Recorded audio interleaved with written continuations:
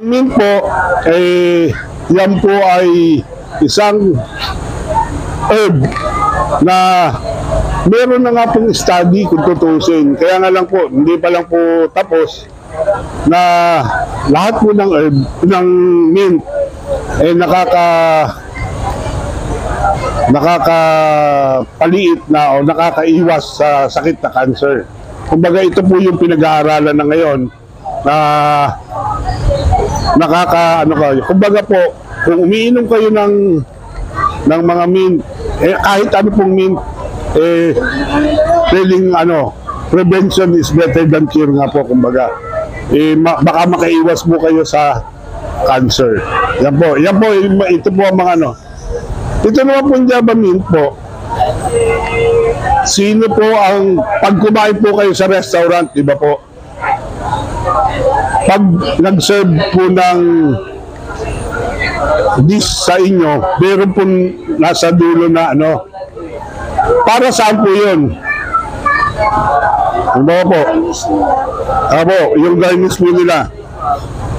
Para saan po yung pag dinagyan po kayo ng ganito sa plato? Kadalasan po yan, ang prepare sa inyong dish, isda. Pag isda po ang prepare sa inyo, meron po yan nakalagay na mint. Hindi lang po, kasi po yung amoy po ng isda pag kinain nyo, syempre po, hindi maganda. Pagkatapos po inyong kainin, ito po kainin nyo para mawala po yung amoy ng isda sa bibig nyo. Yun po ang mga purpose ng paglalagay po ng pang-garnish po ito ng na sa mga restaurant. Pang-marinate ng pagkain. Pero ito po, pag ginamit yung pang-marinate, nawawala po kagad yung niya. Hindi maganda. Kaya, rin po, kumbaga, subukan nyo rin po yung mga iba't ibang variety ng mint. Marami po tayong variety ng mint na ginagamit. Ito po, sino po nakakakilala dito? Kilala po ba nyo ito? Basil po. Ano pong klaseng basil? Ano po to? Ito po ay sweet basil po. Marami pong klase ang basil. Meron pong purple basil, meron pong holy basil, may Thai, meron pong sweet. Marami pong klase. Ito po ay sweet basil. Ang sweet basil po, yan po, ginagamit po yan sa mga pasta. Pag kayo po ay naglagay nag-alaga ng sweet basil,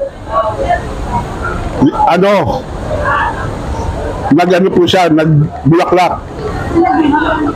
Pag nagbulaklak po yan at nalaglag yung buto, bago tumubuli, ganito rin po ang tutubo niyan, hindi nyo na po pwedeng ilagay sa spaghetti yun. Kasi mag-iiba na po ang iba na po nag-pollinate dan, pumasok na po yung crossbreeding. Ano to? Peppermint. Peppermint, yan. Stevia. Ngayon po, ito po, kailangan po, kahit na ano po pong herbs, bibigyan ko po kayong tip. Lahat po ng herbs, wag nyo siyang pabubulaklakin. Pag pinabulaklak mo yun siya, mamamatay na po siya. Kaya pag nakita nyo, yung po ganito, may bulaklak, dapat po niyang putulin nyo na. Pag hindi po nyo ito pinutol, mamamatay na po siya. Kaya kailangan po, ang ugali po ng herbs, usually po, pag nakagawa po siya ng successor niya, yung buto, meron na pong papalit sa kanila, pwede na po silang mamatay. Kaya ang gawin po ninyo, huwag po ninyong payagan na magkameron siya ng buto.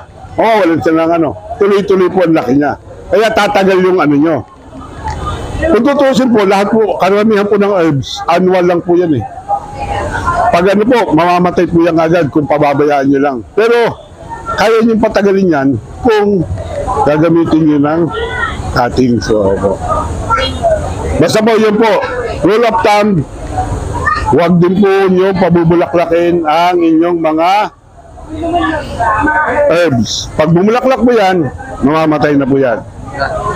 Oregano, Artemisa, Gamot Maria, Serpentina, magamot. No. Ikaw na muna bahala, teka lang. Ito pa po. Ito rin po yung sweet basil, ginagamit din po yan yung sa pesto. Yan po ang ano. Ang ginagawa ko po, pag marami po akong tanim nito, ayun lang po, mapapagastos po talaga kayo paggawa ng pesto. Kasi mahal po yung kasamahan niya na paggawa ng pesto. Siguro naman po yung paggawa ng pesto, marami naman po kanya-kanyang style yun. Ano na lang po yan. Ang sweet basil pati po, kailangan po lagi nanggagaling sa buto. Huwag na huwag po ninyong ano.